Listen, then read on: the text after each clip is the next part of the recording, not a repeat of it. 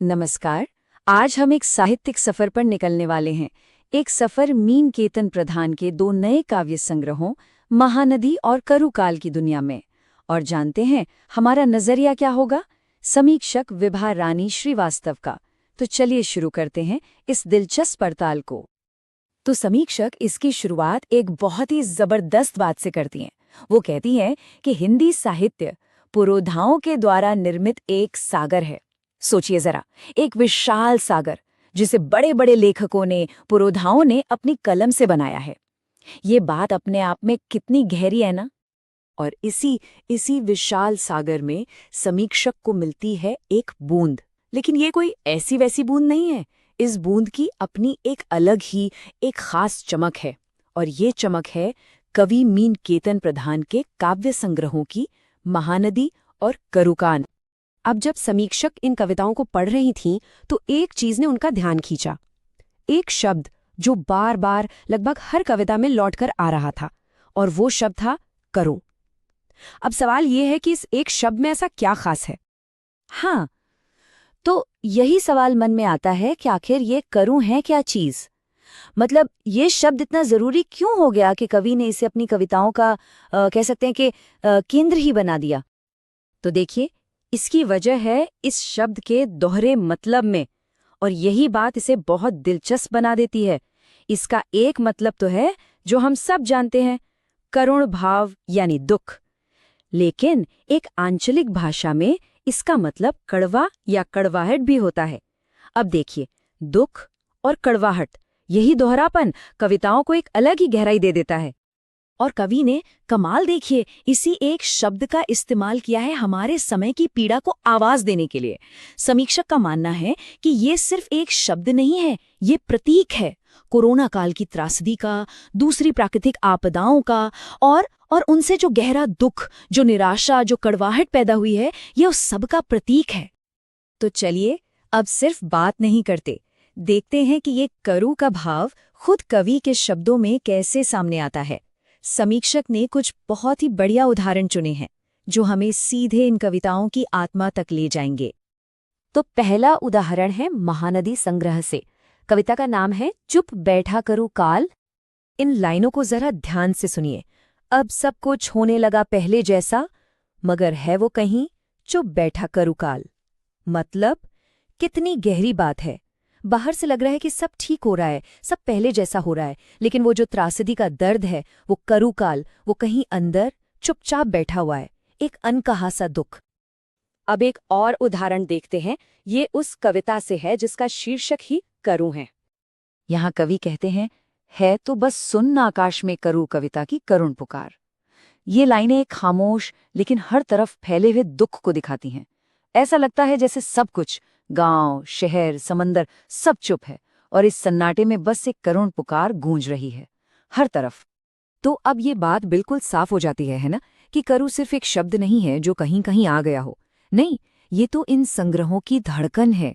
ये इनका केंद्रीय विषय है, वो मूल भाव है जो हर कविता में सांस लेता है। इसकी गहराई का अंदाजा करु काल संग्रह से लगाइए। 31, जी हाँ, 31 कविताओं का शीर्षक ही करु है।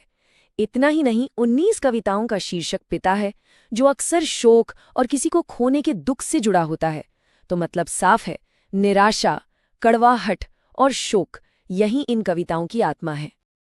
तो इन सब बातों के बाद समीक्षक विभा रानी श्रीवास्तव आखिर किस नतीजे पर पहुंचती हैं?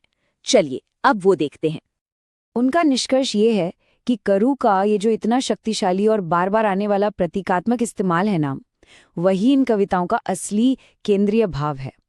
और ये कवि की एक बहुत बड़ी कामयाबी है कि उन्होंने एक साधारण से दिखने वाले शब्द से इतने गहरे और उलझे हुए भावों को सामने रख दिया।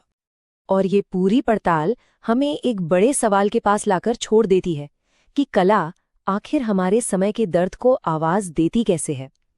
कैसे कविता और साहित्य उन भावनाओं को शब्द दे देते हैं जिन्हें शायद हम खुद भी बयां नहीं कर पाते। इस पर सोचिएगा जरूर। मीन केतन प्रधान के काव्य संग्रह महानदी तथा करु काल की समीक्षा विभा रानी श्रीवास्तव द्वारा। समीक्षक का परिचय। विभा रानी श्रीवास्तव, जन्म 29 अगस्त 1960 सीवान, बिहार में। शिक्षा बीएड, एलएलबी। प्रकाशन लघुकथा, हाइकू, सेदोका, तानका और पद्य विधाओं में सृजन। भारत में पटना, बेंगलुरु तथा अमेरिका के ह्यूस्टन तक साहित्य के क्षेत्र में प्रतिष्ठित। संपादन साझा नभ का कोना और कलरव। शत हाइकूकार, साल शताब्दी। अथ से इति नवी वर्ण पिरामिड, नवोन्मेषी संकलन। लघुकथा संकलन अभिव्यक्ति के स्वर, खंड खंड जिंदगी, पिता, बोधोदय, किनारों पर वापसी, समकालीन लघुकथा शतक, सम्यक संबोधि। इनमें से कुछ संकलनों की समीक्षाओं की पुनर्समीक्षाएं उनका अभिनव प्रयोग है।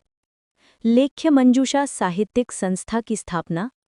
साहित्यिक स्पंदन त्रैमासिक पत्रिका का निरंतर संपादन। समीक्षा का वाचन। बूंद का शास्त्र हिंदी साहित्य पुरोधाओं द्वारा निर्मित सागर है। अब उस सागर में कोई शब्दों पंक्तियों की बूंदों से अतिरेक भरने का उद्यम करे तो उन बूंदों की चमक कुछ अलग होनी ही चाहिए। मीनकेतन प्रधान द्वारा सृजित काव्य संग्रह महानदी में इस विशेष चमक की कविताएं हैं। इनकी कविताओं में करु का विशेष उल्लेख है, जो मूल रूप में करुण भावों का बोध कराती है। आंचलिक रूप से करु का अर्थ है कड़वा, कड़वाहट। उन्होंने गहरा दुख, विषाद, कोरोना काल की त्रासदी, अन्य प्राकृतिक आपदाओं आदि से निर्मित पीड़ा के भाव को इस रूप में अभिव्यक्त किया है। महानदी संग्रह की कविता चुप बैठा करु काल से और करु शीर्षक कविता की इन पंक्तियों को उद्धृत किया जा सकता है। चुप बैठा करु काल से। कोरोना महामारी ब मुश्किल निकली, अनगिनत जाने लेकर दुनिया भर। अब सब कुछ होने लगा पहले जैसा, मगर है वो कहीं चुप बैठा करु काल। अब करु कविता भी चुप, सारे गांव, शहर, पोखर, समंदर और इधर महानदी। कहीं कोई उठा-पटक, कोई शोर शराबा नहीं है, तो बस सुन आकाश में करु कविता की करुण पुकार। इसी तरह करु काल काव्य संग्रह की 31 कविताओं का शीर्षक यही है। पिता शीर्षक से 19 कविताएं हैं। कारुणिकता, विषाद, कड़वाहट, शोक आदि इसकी मूल संवेदना है, जिनमें करु का ये भाव अनेक सशक्त रूपों से व्यक्त हुआ है। ये प्रतीकात्मकता इनकी कविताओं का केंद्रीय भाव है। इसके लिए मैं कवि मीनकेतन प्रधान जी को साधुवाद देती हूँ।